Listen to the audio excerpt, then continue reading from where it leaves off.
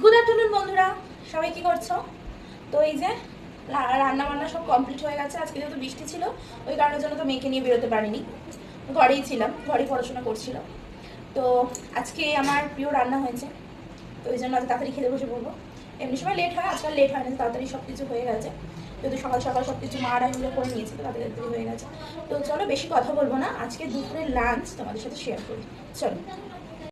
অনেকদিন ধরেই মাকে বলছিলাম যে মাছের মাথা দিয়ে বাঁধাকপির ঘন্ট করা হবে।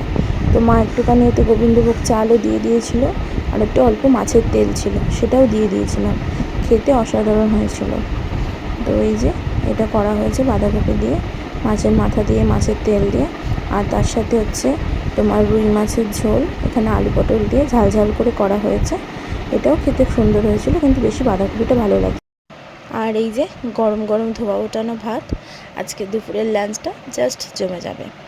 তো মা বেশিরভাগ সময় মাছের মাথা গোবিন্দভোগ চাল দিয়েই করেন।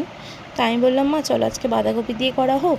তো মা বললো, বাঁধাকপি দিয়ে যখন করবি, অল্প একটু তেল আছে মাছের, তো সেটাও দিয়ে দে, ওটা আর কি করবি আর রেখে, আর একটু গোবিন্দভোগ চাল ভিজিয়ে রাখ, সেটা দিয়ে কর, দেখবি খেতে ভালো হবে। সত্যিই তাই, অসাধারণ খেতে হয়েছিল।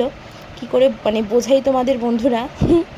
তো খেতে খুবই ভালো হয়েছিল। আর সবথেকে বেশি ভাল লাগছে কেন জানো, এতবার করে বলছি, কারণ আমি নিজের হাতে রান্নাটা করেছি। হেল্পটাই পুরোটাই মা করে দিয়েছে, বলে বলে দিয়েছে। কিন্তু ওই যে নিজের হাতে কোনো জিনিস, মানে কোনো নতুন জিনিস যদি নিজের হাতে করি, হ্যাঁ আমি জানি বাঁধাকপি দিয়ে মাছের মাথা অনেকেই রান্না করেছো, কিন্তু আমি তো নতুন করেছি, তাই আমার কাছে ওটা খুব ভালো লাগছে যে আমি নিজের হাতে প্রথমবার রান্না করলাম বাঁধাকপির ঘন্টটা মাছের মাথা দিয়ে। তো খেতে সত্যি খুব ভালো হয়েছিল। এখনও কর্তা তো বাড়ি আসেনি, বাড়ি এসে খেয়ে দেখি আর বলুক কেমন হয়েছে। তো ওর কাছ থেকে রিভিউটা পরে নেব। তো মা খেতে বললো খুব ভালো হয়েছে, আর আমার তো ভালো লেগেইছে। তো যাই হোক, আজকে দুপুরের লাঞ্চ এটাই।